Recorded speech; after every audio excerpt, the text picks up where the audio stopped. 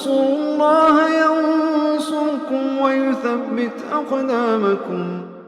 Apakah orang yang menyalakan musik dan melakukan melakukan syirik akbar dengan sengaja tanpa dipaksa itu di atas, itu status muslim atau kafir? Terkait dengan pengkafiran, para ulama sangat hati-hati. Tidak semua orang yang berbuat dosa besar kemudian dihukumi kafir. Maka di sana para ulama menjelaskan tentang dawabit at-takfir, kaedah-kaedah pengkafiran, bukan serampangan, karena konsekuensi dari pengkafiran itu besar. Konsekuensinya apa? Menghalalkan darah, harta, kehormatan. Kalau kita hukumi seorang itu kafir, halal darahnya, halal hartanya, kehormatannya untuk dilanggar. Maka para ulama sangat hati-hati terkait dengan penerapan takfir ini. Jangan sampai kita terjerumus kepada pemikiran kaum khawarij yang mudah dan serampangan dalam mengkafirkan.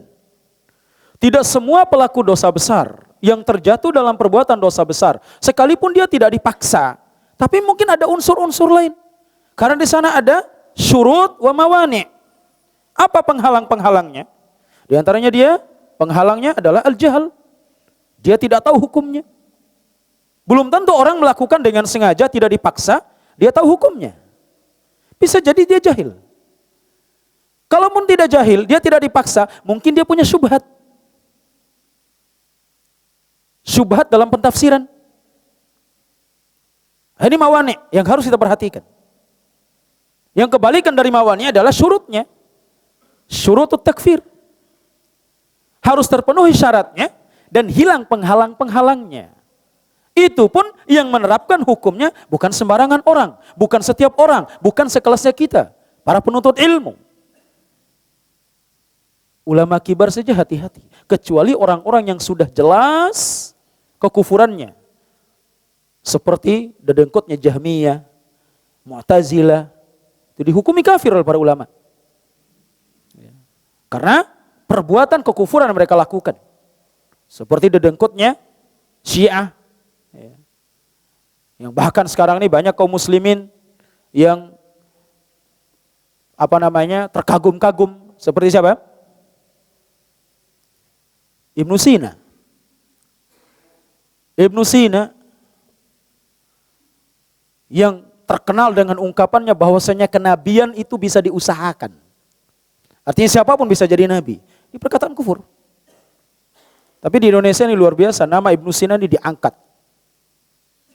Bahkan tidak sedikit kaum muslimin menamakan anaknya siapa? Ibnu Sina. Ta'asyian katanya. Gak taunya kalau akidahnya dia apa? Rusak.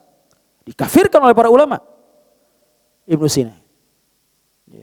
Jadi bukan dikatakan sebagai tokoh Islam. Seperti itu bentuk pengkafiran para ulama. Tidak serampangan dan sembarangan. Ketika kita melihat orang terjatuh dalam perbuatan dosa besar, kemudian serta-merta kita menghukumi dia kafir. Kita melihat ada orang yang sujud kepada kuburan misalnya. Langsung kita kafirkan? Enggak. Perbuatannya iya. Ini perbuatan kufur. Tapi orangnya belum tentu dihukumi kafir. Kita harus pelajari kaedah-kaedah pengkafirannya. Ini penting, dalam sisi manhaj ini penting, supaya kita enggak serampangan dalam menghukumi seseorang. Wallahu ta'ala a'la wa a'lam.